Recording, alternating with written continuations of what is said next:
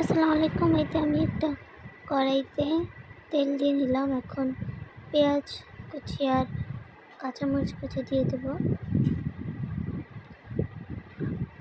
এখন পেঁয়াজটাকে ভালোভাবে নেড়ে চেড়ে ভেজে নেব। কিছুক্ষণ ভাজার পরে এখন আমি স্বাদ মতো লবণ দিয়ে দিলাম। এবার কিছুক্ষণ ভেজে নেব।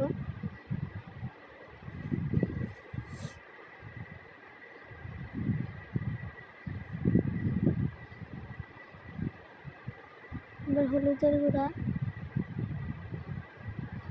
মরিচের গুঁড়া দিয়ে দিলাম। ভালোভাবে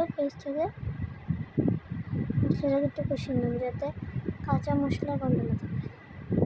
এখন আমি বটবটিগুলো দিয়ে দিলাম।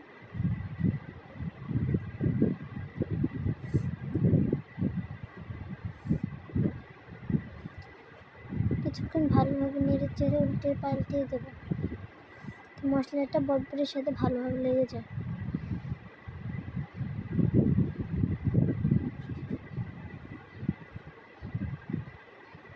কিছুক্ষণের জন্য ঢেকে দিলাম।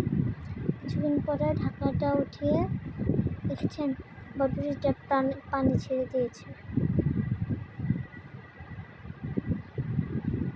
এবার ঢাকনা দিয়ে ঢেকে দেবো। কিছুক্ষণ সিদ্ধ হওয়ার জন্য রেখে দেবো।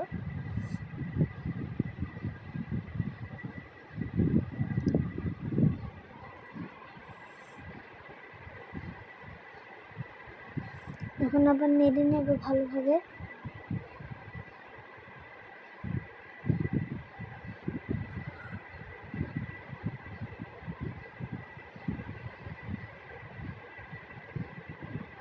দুঃখিত, ভিডিওর মাঝখানে গান চলে গেছে, তাই ফুল ভিডিওটা দিতে পারবো না, ক্ষমা করবেন এবং আমাদের পাশেই থাকবেন।